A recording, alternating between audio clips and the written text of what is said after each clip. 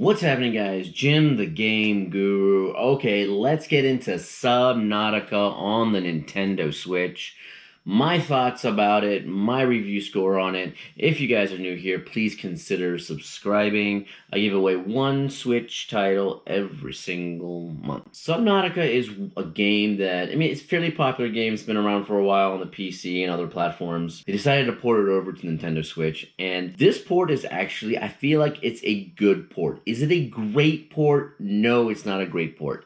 But I feel like there's a lot of value to this port, and it's actually a fun game. It's one that actually surprised me. I did not think it would pull me in as much as it has. I have spent a lot of time on this game. So this game has two modes. You have a survival mode and you have a creative mode. In the survival mode, what happens is you're in this giant ship. It's ending up crashing on this giant water planet. So it crashes on this water planet. The ship's about to explode. And you escape into this little pod. And you're one of the few people that have escaped in pods. There are many pods that have kind of blasted out onto this ocean planet. But you're one of the few that actually survives on the pod. Eventually, you'll end up trying to go and find other people in other pods and, see if they survived and get whatever materials or whatever schematics or whatever they have. When you land on this ocean planet, you have to survive the best that you can.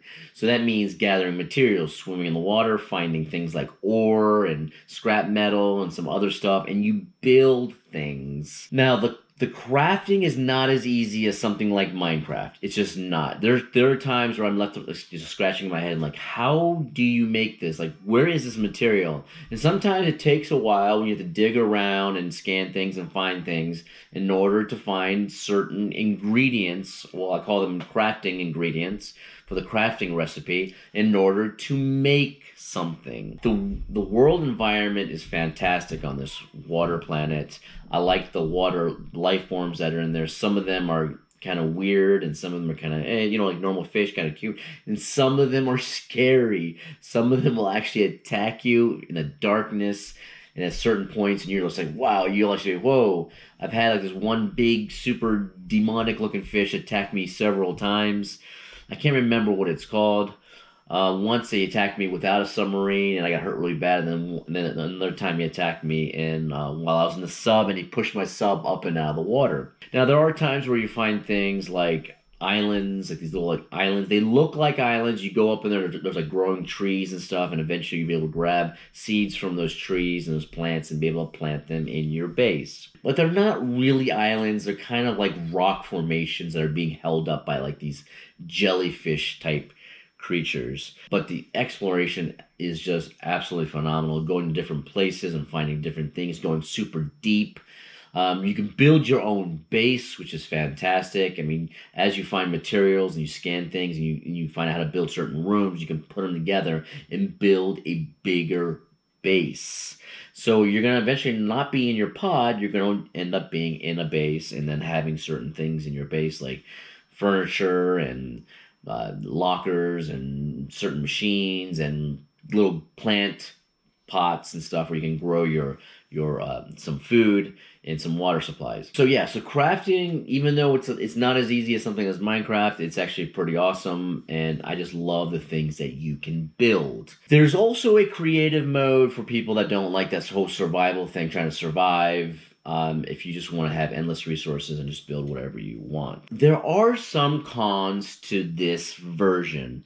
The one con I see is being performance. When you first play the game, it performs really, really well. But as you start to build things and you have way more objects in certain areas, then eventually the performance starts to drop on the Switch. Now, it's not as bad to make you want to stop playing. I've never, ever felt that way where I get so frustrated I just want to turn it off. Every now and then, because you go from one place to another, you're gonna end up having a load because it needs to load everything in that area. The other drawback to the Switch version is that the drawing distance is not as far. Very, very short drawing distance, so there are times where you can be moving really, really fast and going toward an island. You won't see it, then all of a sudden you'll see it because the loading will end up catching up to wherever you're located, and all of a sudden the island just pops up. But yeah, plenty of things to craft, plenty of like different materials to find. I love how they have a lot of these little like robotic things, like cameras you can send out throughout the world to scan things and view things. I like the little touches with the music and the like the robotic female voice in a lot of different areas when you go into like submarine that says "Welcome aboard, Captain." So little touches like that are really, really nice. I do wish there was a little bit more aquatic life in the game, and that you would actually meet some people here and there, because a lot of times when you go to the pods, those people are already dead. But I wish there was a little bit more life forms in the water around you when you're exploring. Yes, there are some, and you can definitely see some as you're looking around. I just feel like there would be a lot more, as if like if you really went into the reef and all these fish kind of just explode all around you.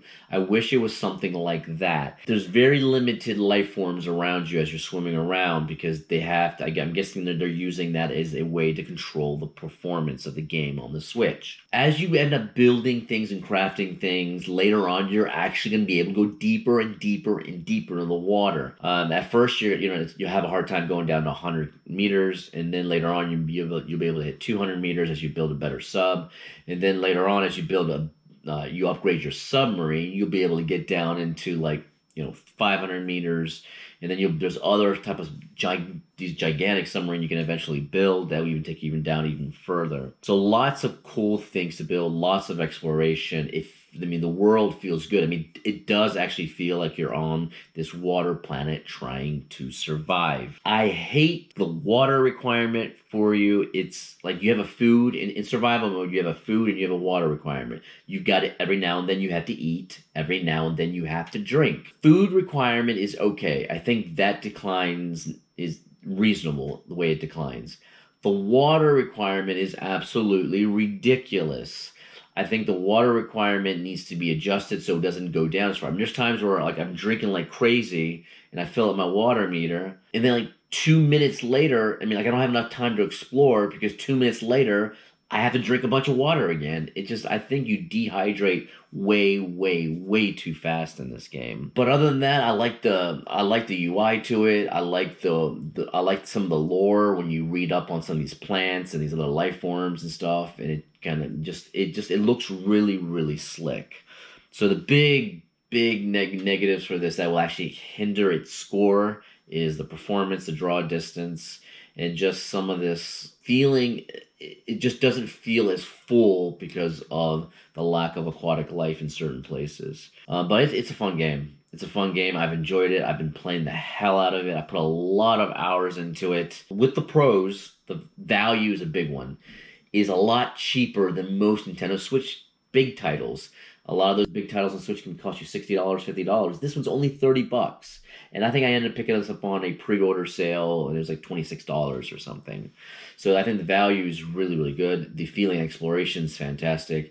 Again, the things that you craft and the whole, just everything around you and your base and what you can make is just so good. Unfortunately, some of those negative stuff actually hinder the score quite a bit. So even after all those beautiful pros, I would give this game about a 7.5 or an 8.